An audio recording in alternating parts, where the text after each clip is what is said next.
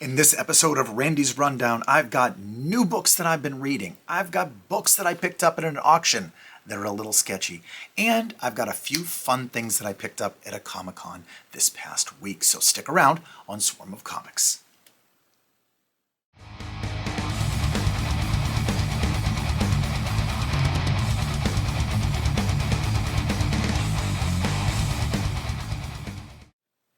Hello and welcome to Swarm of Comics. I'm Randy, your handsome and humble host, and I come to you once again from the Batcave in front of the mediocre wall of comics. And speaking of wall of comics, I'm going to be talking about a con that I went to and a very nice gentleman who had a booth there, and his wall of comics was like the $1 million wall. Of course, I didn't buy any of them, but I will talk about that more later.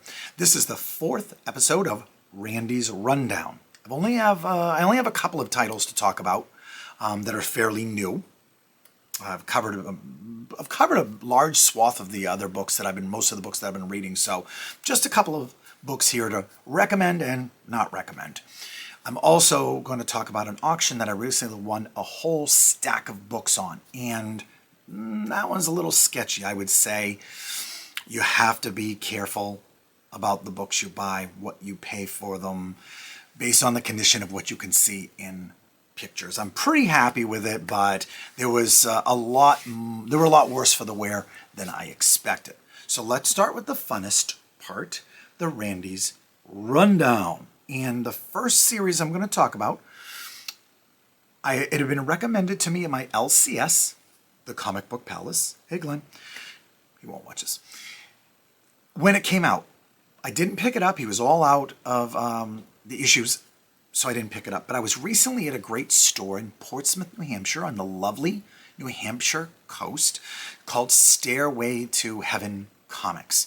Great little store, actually huge store. I'm going to cut away and put some video in of me just panning around the store. You can see how large it is. Magazines, books, toys, manga, comic books, statues, you name it, they had it. It's an undiscovered gem, and the gentlemen that work there, Brad and Kaylee, I think that's who I met there. They were wonderful. I'll throw up a picture as well. So let's cut to the footage.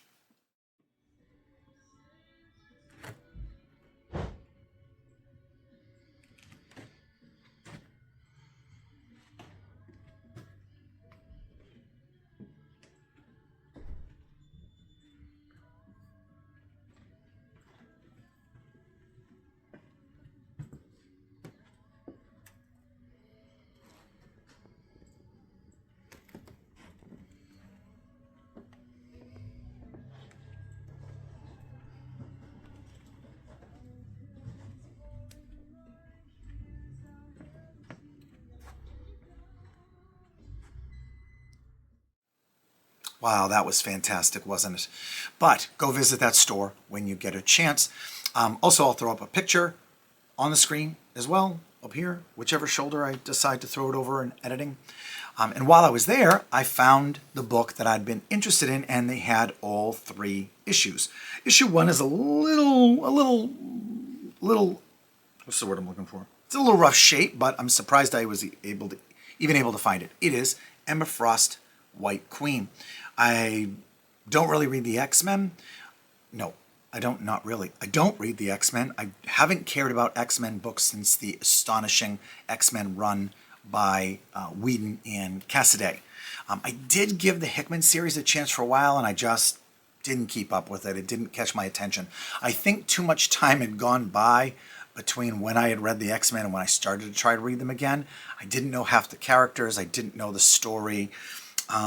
So this was not on my radar until my comic shop recommended it.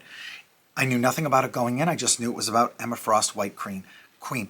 And if you know Glenn at the Comic Palace on his channel, you know he mostly hates everything. So I just started reading and didn't know what I was getting into. Hopefully you guys have read this book, but I'm going to show you the artwork. It just opened up to this.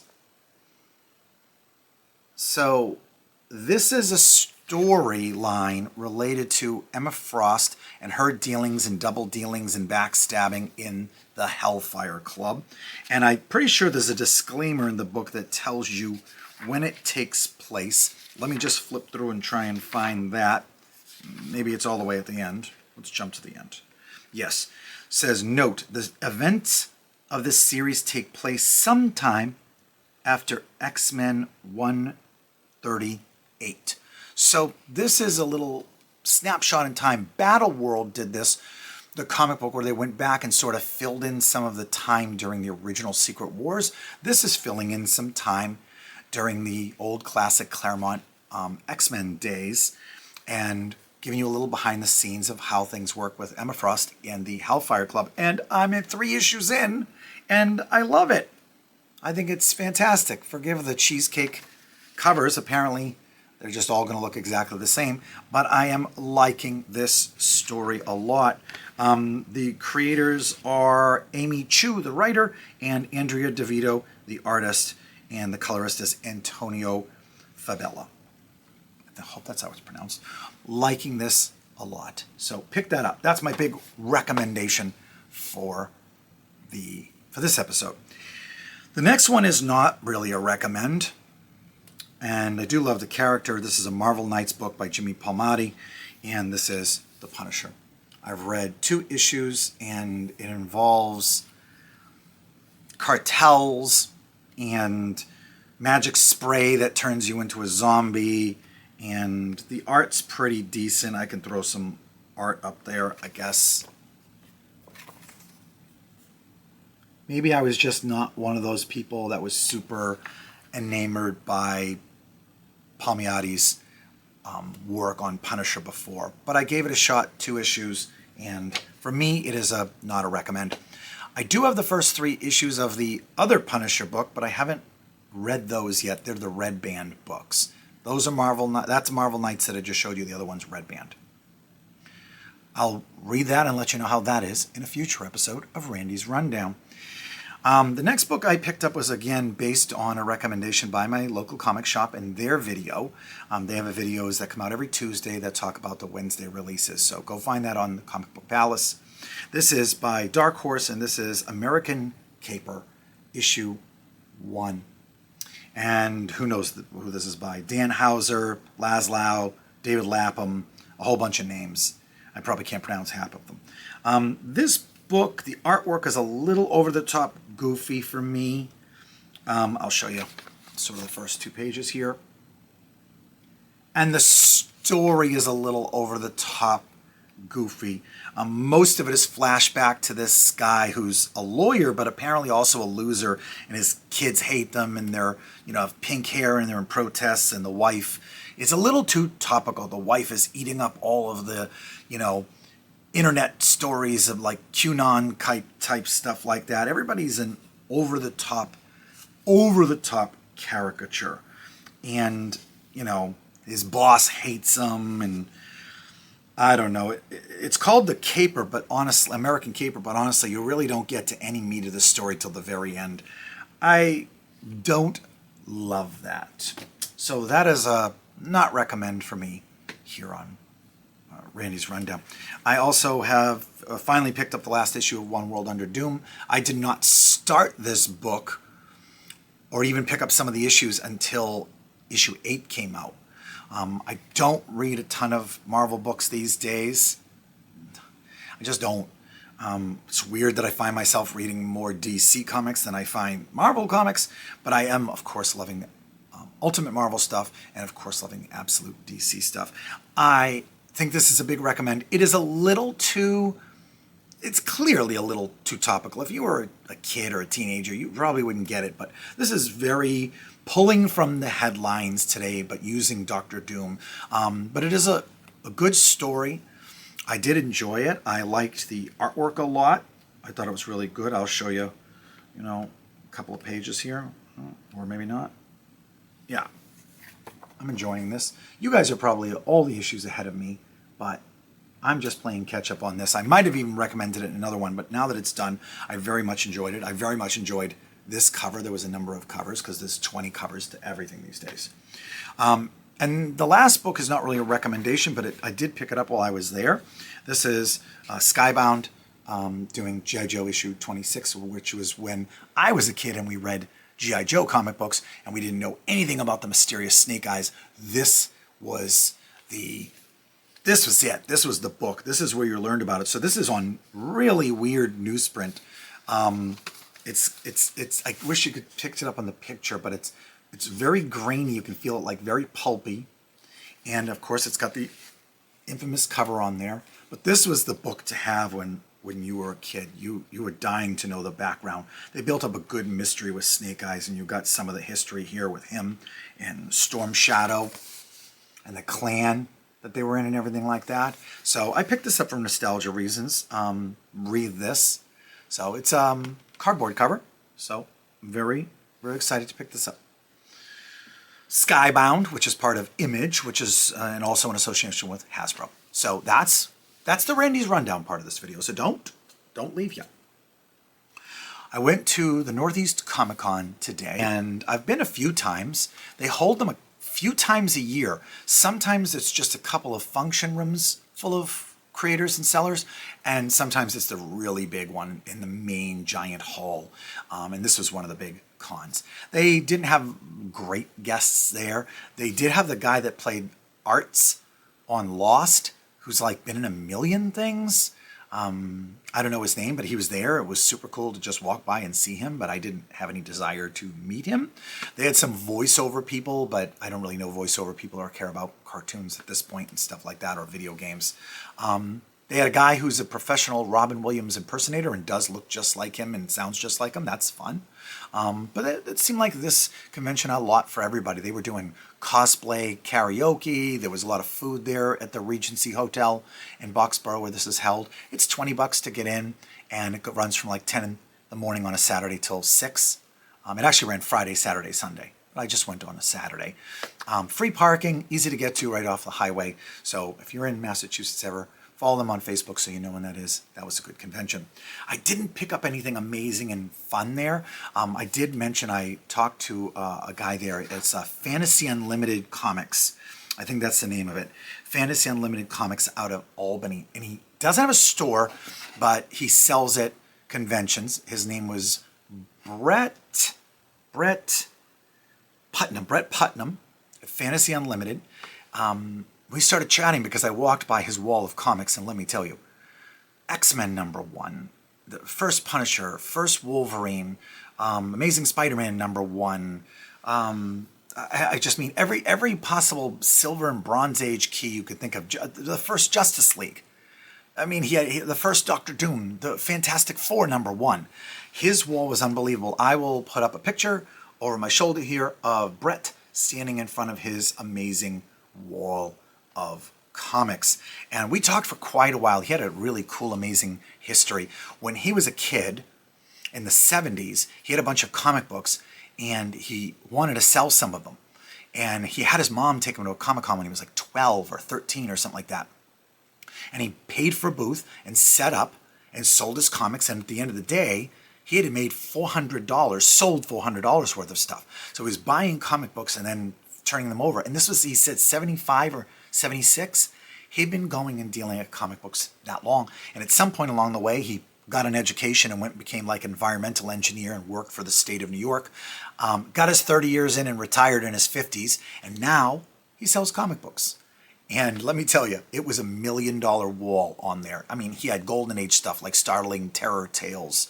Not that Albie Cole cover, but really amazing stuff like that. And early action comics and some stuff in amazing condition. Like I think he had the first Punisher Amazing Spider-Man 129 and like a 9.4. This was just an unbelievable. So we talked quite a while. I was looking for a Silver Surfer #4, and he had an 8.5 or something, a 9.0. And I was like, yeah, that might be a little out of my budget at this point, pal. But I had a great time at the con, and I had a great time chatting with him and some other vendors and people that have booths. So one of the people I talked to was a guy named Jim Tornas. I hope I'm saying that correctly. Jimmy Tornas, Jim. He was friends with Joel Sinnott, the famous inker, And he's worked on everything from Archie to Silver Age books and all over the industry, Jim Tornos. What caught my eye at his booth was that he had a couple of Sabrina comics from Archie, and I liked them because they had cool Halloween covers. And they're virgin covers.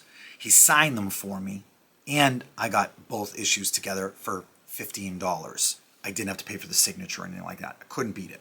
Now, caveat, I would have liked to have got them graded and authenticated, but the issues are a little manhandled. They've got a little, for brand new books, I even, when he was signing for me, kind of manhandled one of the books, and I was like, oh, easy, gonna give me a conniption.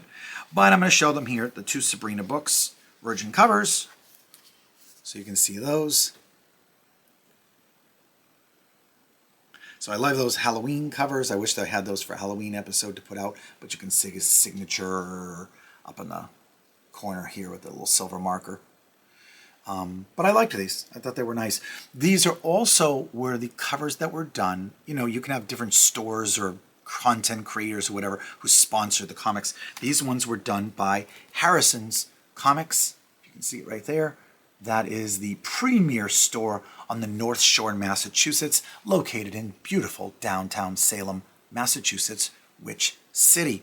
And matter of fact, the owner, Larry, was there at the con with his own booth with amazing stuff as well. But he saw me holding those and he goes, oh, are those my books?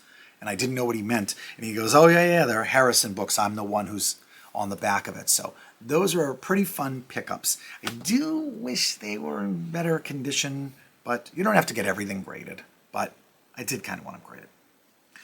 The next thing I picked up here was a local creator, two creators, Jack Lynch and Zachary Williamson. And this was the comic they put out. It is pretty heavy, almost like a trade. I don't know if there's individual issues or they just went with this trade. As you can see, it's a little smaller than a comic book.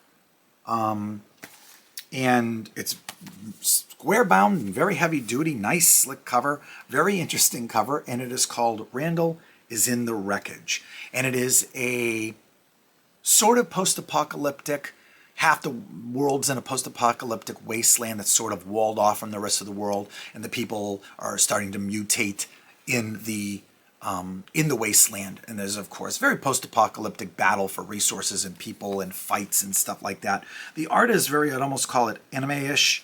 And let's see if I can find a page to show here. Maybe they're fighting or something. Oh, look around. Look around for an action page. So they were very nice. They signed it for me on the inside. Thank you for your support. I think that's getting washed out, but so I was happy about that. Happy to support a small creator. The art is, I don't know what you would call it, anime-ish and stuff like that. So I'm only a fraction of the way in, but I'm going to continue reading that. So that was fun to talk to a local creator. I think they are down from like Plymouth, Massachusetts area. Historic Plymouth, Massachusetts. And the last, technically the last book that I got was this from 1989. This is The Hobbit issue number 1 from Eclipse. This is adapted by Chuck Dixon and Dave Wenzel. Now I have to pick up 2 and 3. I heard issue 3 is the hardest one to find. And this is absolutely in amazing condition until I looked at the back and it's crunched at the top here. You probably won't be able to see it. And it's cardstock and there's not much you can do. But I am happy to pick this up because I am very much a fan of J.R.R. Tolkien and the Hobbit books and the Lord of the Rings. So I was excited to pick this up. 1989. I think I've seen it before and just didn't pick it up or look too much into it. So, beautiful art. Oh, I'll show you the inside of it. It's all beautiful, like painted looking. Oh, this is a good page. You can see the trolls. Beautiful stuff. Beautiful stuff. I don't think this one's ever been read. Maybe there is a bit of a reader's crease on there. Maybe it has been opened up. So the other thing that I picked up there, which I'm going to do in shorts on YouTube, but I will show you because I missed out when they came out. I missed out on the Mark Spears blind bags for Halloween, trick-or-treat bags or whatever. They were, after, when they first came out, they were, I saw them on eBay going for $70 and $90, $65, $80, all over the place. I missed them, as I might have mentioned before. Now they're barely going for just over cover price, if not cover price. So cover price is $5.99, and maybe I paid $7 for them. So I picked up 8 of them. I'm going to maybe split it up into a couple of shorts and unbox these and see if I can find the super rare variant ratios or the little card that's supposed to be inside there. I probably won't. I probably won't get those, but that's the fun of trying out. So on to part 3. I didn't realize this video was going to be so long. I'm sorry, guys. There was an auction. I've talked about it before, and I've won books. They're based out of Salem, New Hampshire, not historic Salem, Massachusetts. And the guy who runs the auctions there, 7Gs, I think that's what it's called, gets a lot of comics in. Bought a lot of pulps from him, comic books, and this particular auction had some pretty cool stuff that I liked, and I'm going to go through that. And I will say every single book is in worse condition than it looked in the photos. They also had something like 1,200 books in the auction, and my recommendation to them was cut that down. 1,200 books is forever. I don't want to sit through that, a 1,200 book auction in bidding, especially where every time you bid right before it's going to end, it adds another 3 minutes to that book, and it just took forever. I tapped out after a while. But the point of saying that was, I guess with 1,200 books, you can only take so many photos. And photos are tricky. They're not going to show you all the details. The best condition books I got were ones I didn't even care about. I'll show you one of those. There's a few of them that are just junk, but I thought this was kind of cool. Black Hammer, 1945, from Dark Horse. This is Jeff Lemire book. It does have a spine tick in it, but I don't think it's a book worth getting graded, but I did like that cover. It reminded me of the old Black Hawk stuff. So that was a cool book, but I got, this was, a lot of them were bulk deals. You got 2 or 3 books. There was a lot of bulking things up. And this was a twofer from Entity Comics. There's a throwback for you. This is Young Zen, Intergalactic Ninja. And this is J. Lee art. You can see this here on the back. This is from 1993. It's in a bag. It's got chrome on it, gold. It's got a card. It had all the 1993 accoutrements that you would get. This is the world's first J. Lee Chromium cover, all new issue 0, coming December. I don't think anybody cared about this.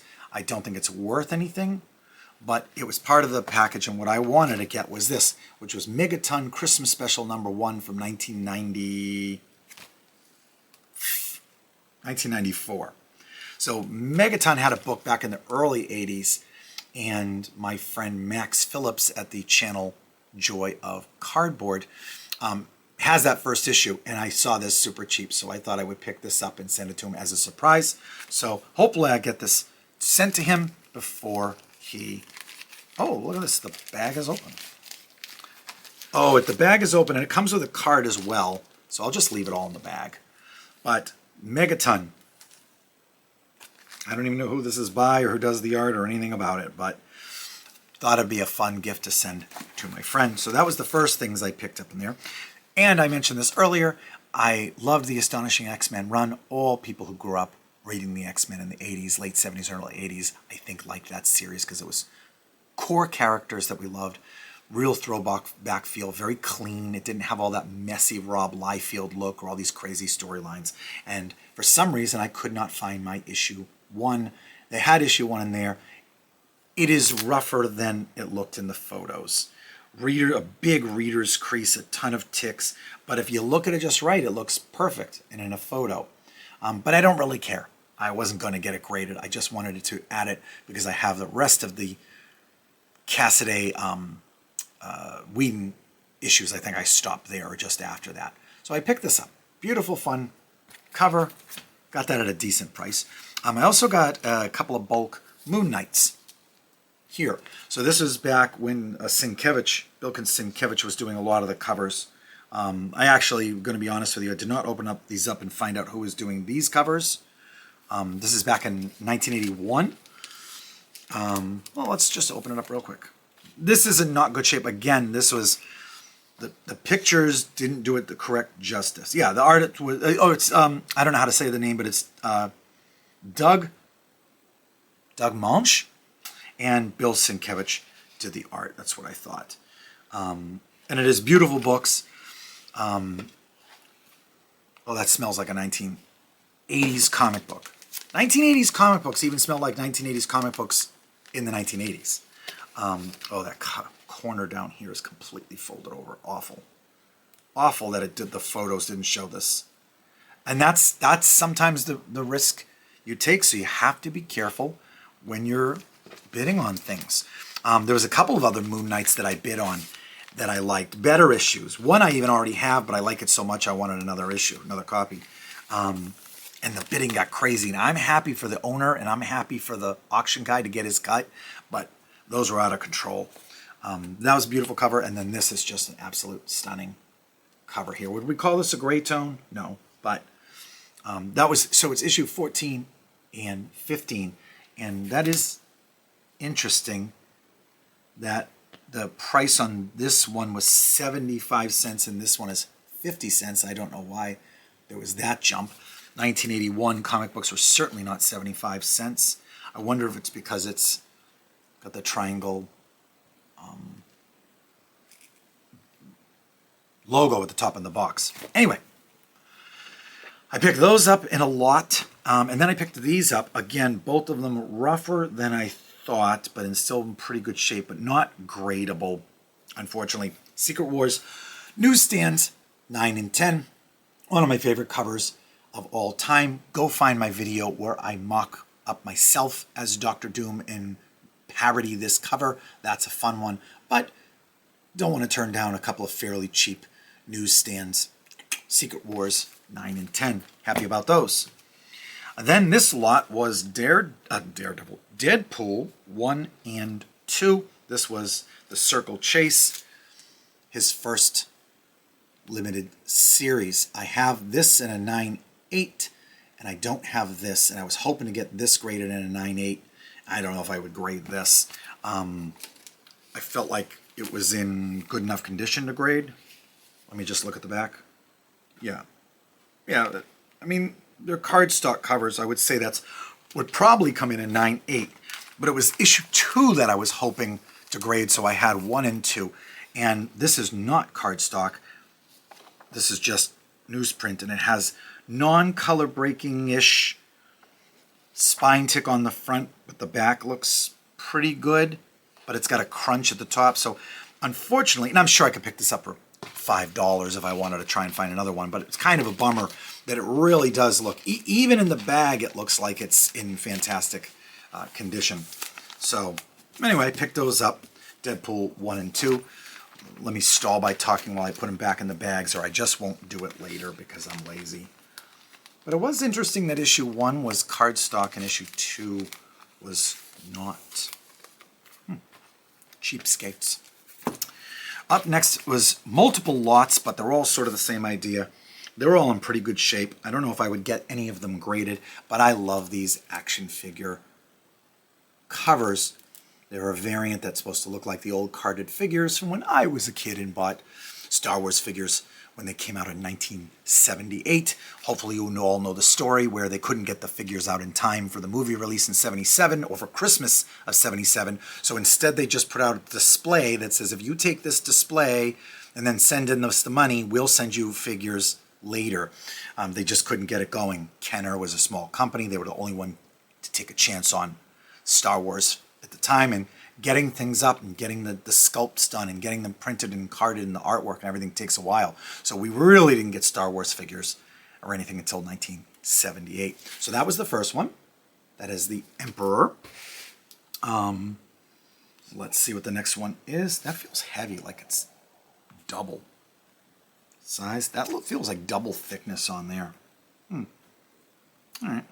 Oh, I think it's because it's issue 50 of the Marvel version. This is issue 52. This is Lando Calrissian as the Skiff Guard. I like that. From, of course, Return of the Jedi. And then we have the Bespin Security Guard. Who even would have thought this one would have got made? This is issue 33 of that Star Wars. And Admiral Akbar. This is issue 60 here. Very cool. I mean, how great. I mean, it looks like I'm holding an action figure. You guys know if you watch my channel, I'm a sucker for those. Like the Hobgoblin ones from the Secret Wars covers. Oh, so good. And then the last one here is Nikto. This is in lousy condition, but this is issue 62. This is Nikto. There was 3 skiff guards on the skiff on Jabba's barge. He had a little skiff. There was Klaatu, Nikto, and Barato. And of course, all 3 of those characters with those names, if you watched the original movie, The Day the Earth Stood Still, that was the way you could control the robot that was using the words Klaatu, Nikto, Barato, and Lucas and company used that quote from the movie The Day the Earth Stood Still to break it up into 3 different characters on the skiff. Stuff that I find hilarious and amazing. Those are all in pretty good shape because they're all fairly new, but a couple of them are a little rougher than I expected. This was a nostalgia book. I'm pissed about how bad a condition it is. There was 2 of them in the auction. I bid on both. They were in lots, and I didn't get it, but I got this one. So this was from Dark Horse Comics, the American. One of my favorite covers of all time. Underrated book. Mine is long gone in my collection because apparently I'm back to this buying stuff that I already owned and sold for pennies on the dollar, and now I'm going to pay double for it. So one of the most iconic covers of all time, underrated series. Very happy to pick that up. The next thing I picked up was Adventures into Fear. This is Bronze Age horror, and this is Adventures into Fear with the Man-Thing, issue 11. Neil Adams cover, Steve Gerber.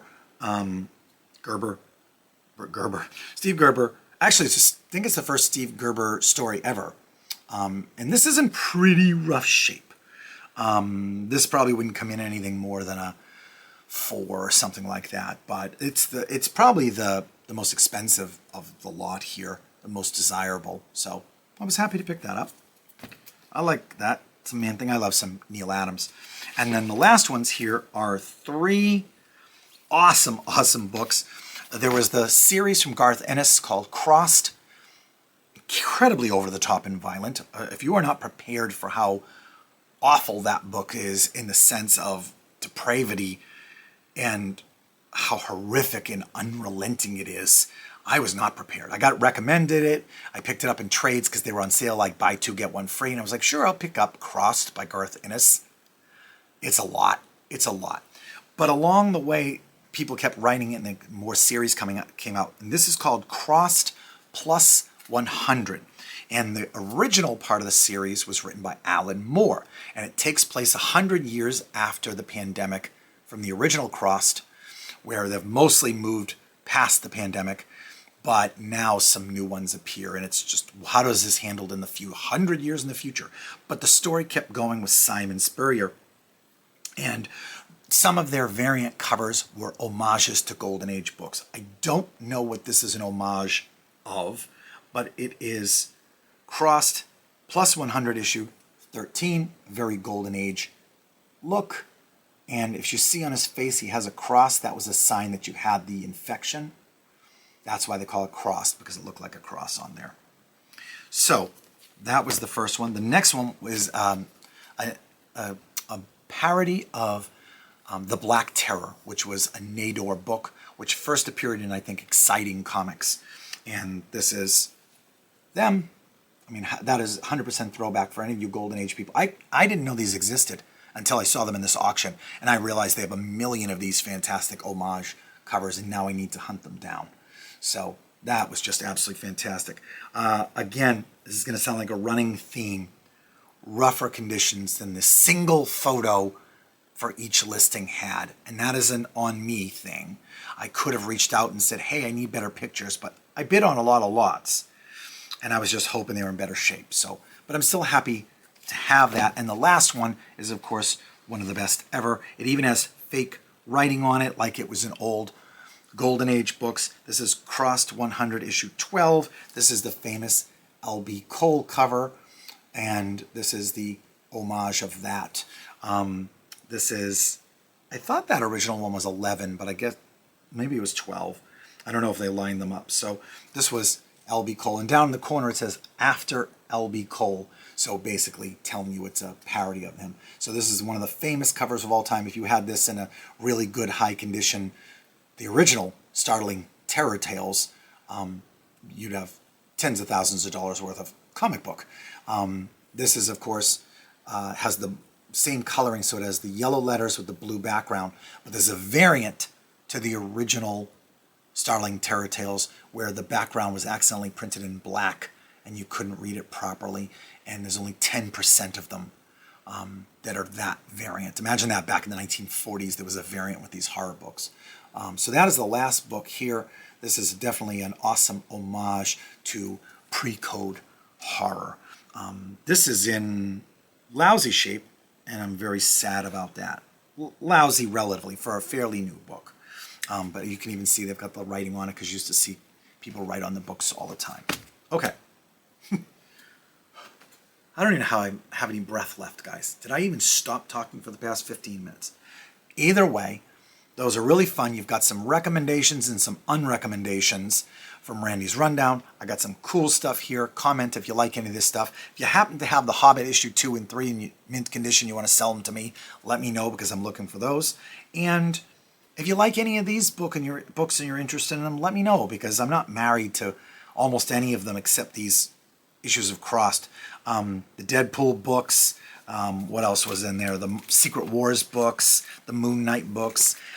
They just weren't as high of quality condition that I was looking for. So maybe you're interested in them and I sell them to you for whatever I got them for. But either way, hope you enjoyed the channel, the show. Go follow the channel. Make sure you're subscribing. I'm doing a 1,000 subscriber giveaway. Make sure you go look for that video and enter to win that. Put your comment in there and which book you are interested in winning a CGC slab. So go do that. Go find that video. Go comment. Make sure you like, comment, subscribe. Do all the things. And make sure, most of all, you go read your comic books. And enjoy them on the wall, but go read some comic books. I'm Randy at Swarm of Comics.